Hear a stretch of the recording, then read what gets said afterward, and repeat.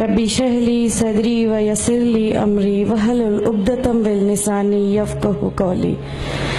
الحمدللہ، میں راحلہ سلیم ڈاکٹر محمد سلیم کی وائف ہوں۔ الحمدللہ ہم لوگ بھوپال سے بلونگ کرتے ہیں۔ میرے ہسبینڈ نے پہلے اسلام قبول کیا، ایک جین فیملی سے بلونگ کرتے ہیں۔ میں اگروال فیملی سے تھی۔ میرا پرانا نام مانسی اگروال تھا، اور میرے ہسبینڈ نے جب اسلام قبول کیا تو میرے لیے میری لائف کا بہت ایک شاکنگ انسیڈنٹ تھا۔ میں نے فرسٹ ٹائم کسی کو پہلی بار دیکھے، میں نے کسی کو نماز پڑھتے ہوئے دیکھا۔ میں نے اچانک یہ اکثر کر کے ایک پرٹیکولر ٹائم ہوتا تھا اور یہ گھر سے کہیں چلے جاتے تھے، اور میں ان سے پوچھتی تھی کہ آپ کہاں جاتے ہیں، تو یہ رپلائی کرتے تھے this is none of your business, you have to do your job. تو میں بھی خاموش ہو جاتی تھی۔ باقی میرے فادر ان لا سے اکثر ان کی ڈیبیٹ اور سب کچھ ہوا کرتا تھا، بٹ مجھے نہیں سمجھ میں آتا تھا کہ یہ ڈیبیٹ کیا ہے، یہ لوگ کس بات پہ اتنا زیادہ، مطلب ان کا ڈیبیٹ اتنا ایگریسو موومنٹس پہ کیسے آ جاتا ہے۔ تو باقی پھر ایک دھیرے دھیرے جب مجھے یہ اسلام کے پہلے تو یہ لوگ نہیں بتائے، بٹ فرسٹ ٹائم جب میں نے ان کا فجر کی نماز تھی اور اچانک میری نیند کھلی اور میں نے ان کو نماز پڑھتے ہوئے دیکھا، میں نے ان سے پوچھا کہ آپ کیا نماز پڑھ رہے ہیں، کیونکہ صرف ٹیلی ویژن پہ دیکھا تھا کہ ہاں ایسے جو کرتے ہیں وہ نماز کے ایکشنز ہیں۔ میں نے ان سے پوچھا کہ آپ نماز پڑھ رہے ہیں، انہوں نے کہا کہ ہاں میں نماز پڑھ رہا ہوں۔ میں نے بالکل دیر نہیں کی میرے فادر ان لا کو بتانے میں۔ میں روم سے باہر نکل کے اور میں نے سب سے پہلے ان کو بتایا کہ پاپا جی آج ان کو میں نے نماز پڑھتے ہوئے دیکھا۔ تو انہوں نے مجھ سے کہا کہ ٹھیک ہے، خاموش رہو، ابھی کسی سے کہنا نہیں، ہم دیکھیں گے کیا کر سکتے ہیں۔ اب وہ جو میری لائف کا مومنٹ تھا، وہاں سے میرے کو ایسا لگا کہ یہ کیا ہوا، مطلب یہ کیا کر رہے ہیں، ایسا کیوں کر رہے ہیں، یہ کہیں یہ کسی ایسے ویکتی سے تو نہیں مل گئے جو ان کو ٹیررزم کی طرف لے جا رہا ہے، اور یہ ایسی چیزوں میں تو نہیں انوالو ہو جائیں گے۔ ایک بہت بڑا ڈر جو میرے اندر تھا وہ، اور on that time I was pregnant, تو میرے کو ایک بہت کھلبلی سی لگی رہتی تھی کہ یہ کیا چل رہا ہے، یہ کیا چل رہا ہے۔ پھر دھیرے دھیرے کر کے جب میں ان کی بکس وغیرہ جو المیرا میں رکھی رہتی تھیں وہ میں پڑھنے لگی اور ڈھونڈنے لگی، یہ چھپا کے رکھا کرتے تھے، اور مجھے جب بھی کوئی بک ملتی تھی تو پھر میں اس کو پڑھنے لگی۔ تو مجھے اس میں ایسا کچھ لگتا ضرور تھا کہ پتہ نہیں کچھ ہے، کوئی ڈیفرنٹ چیز ہے، کیونکہ میں نے دیکھا کہ ان کے اخلاق، ان کی سب چیزیں بالکل چینج ہو گئیں، جو یہ پہلے تھے اس سے یہ بالکل الگ ہو گئے۔ تو مجھے ایسا پرسنلی لگتا تھا کہ اس پلیٹ فارم نے ان کو ایسا کیا دیا جو میرے ہسبینڈ کو بالکل چینج کر کے رکھ دیا۔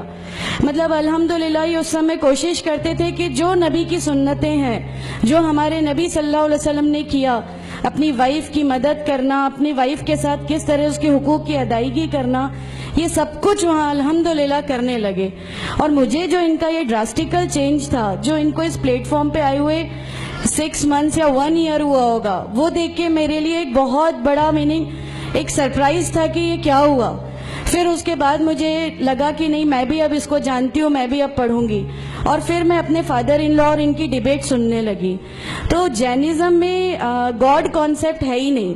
ہر وہ ویکتی جو بہت زیادہ علم حاصل کر لیتا ہے، بہت زیادہ نالج حاصل کر لیتا ہے، تو وہ ایک لمٹ پر آ کر نعوذ باللہ گاڈ کا وہ مقام حاصل کر لیتا ہے، اور لوگ اسی کی پھر پوجا کرنے لگتے ہیں، اسی کی ورشپ کرنے لگتے ہیں۔ تو میرے دماغ میں اگروال فیملی سے تھی، تو میرے دماغ میں تھا کہ نہیں، ہمارے جو بھگوان ہیں وہ 3-4 ہاتھ والے ہیں، ان کا کیا ایک ہی گاڈ ہے جس کو جا کے آپ کو پوجنا ہے، تو نہیں، میں ان سے تو کچھ نہیں مانگوں گی، 3-4 ہاتھ والے بھگوان ہی ہوتے ہیں، یہ نہیں کچھ وہ ایسا رکھتے۔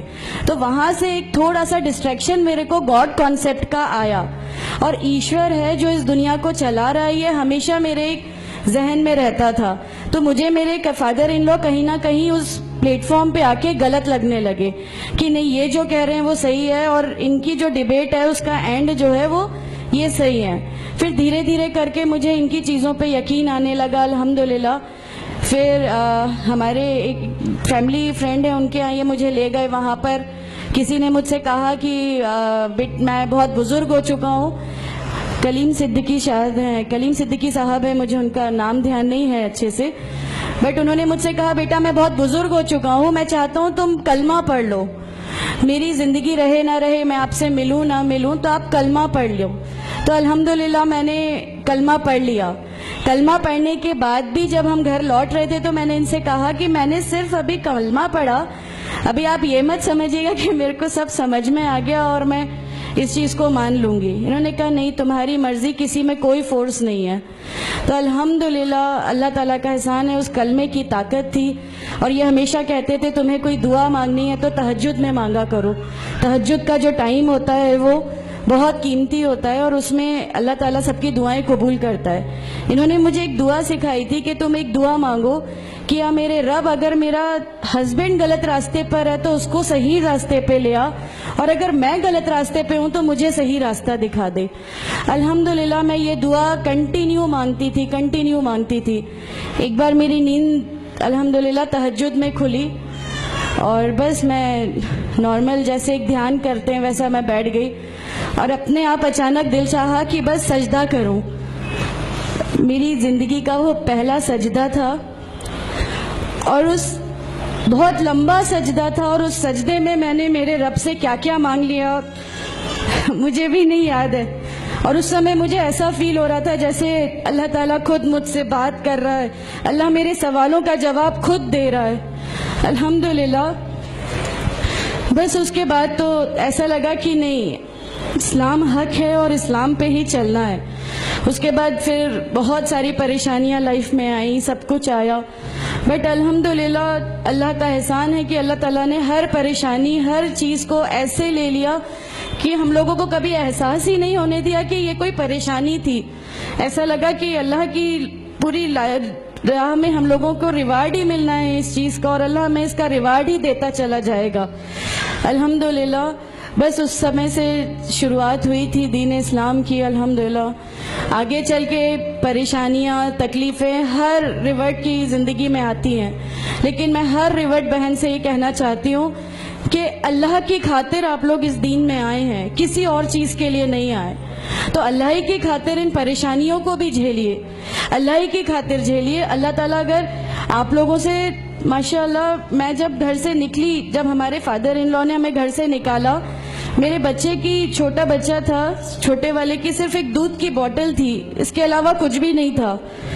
میں جاب کرتی تھی, میں نے اپنے چھوٹے بیٹے کو ماں کے یہاں چھوڑ کے جایا کرتی تھی. میرے ممی پاپا بہت زیادہ ہم لوگوں سے ڈیٹیچ نہیں ہوئے تھے, ایک محبت تھی ان کو ہم سے, تو اس محبت کے کارن ان لوگوں نے کبھی ہمارا اس لیول تک اپوز نہیں کیا جو ان لاز کی طرف سے آیا.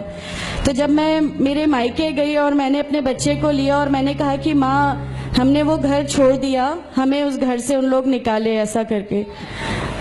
ماں ہے, بہت روئی, تم لوگ کیوں ایسا کر رہے ہو, کیا کرو گے, کیسے رہو گے, دونوں چھوٹے بچے ہیں, کیا ہوگا.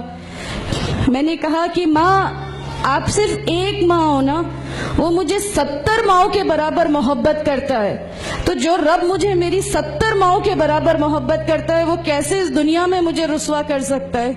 صرف ایک چھوٹا سا یہ وشواس تھا. الحمدللہ اس وشواس کو رکھتے ہوئے ساری چیزیں, سب پریشانیاں ایسے اللہ تعالیٰ نے لے لی کہ اس کا میرے پاس کوئی کہنے کے لیے بھی شبد نہیں ہے. الحمدللہ. اور میں آپ لوگوں سے سب سے گزارش کرتی ہوں, اور اگر اللہ نے مجھے آپ لوگوں کی ایک ایسی بہن بنا دیا جو آپ کی پریشانیاں, آپ کی ہر اس میں, ہمارا گھر, ہماری سب کچھ الحمدللہ آپ کے لیے ہے, کیونکہ ہم لوگ ٹھان کے بیٹھے ہیں ہمارا جینا مرنا, ہماری نمازیں, ہمارا سب کچھ صرف اللہ کے لیے ہے, اور یہی لے کے ہم کو جانا ہے. کوئی جواب ہمیں نہیں ملے گی. السلام علیکم ورحمۃ اللہ وبرکاتہ.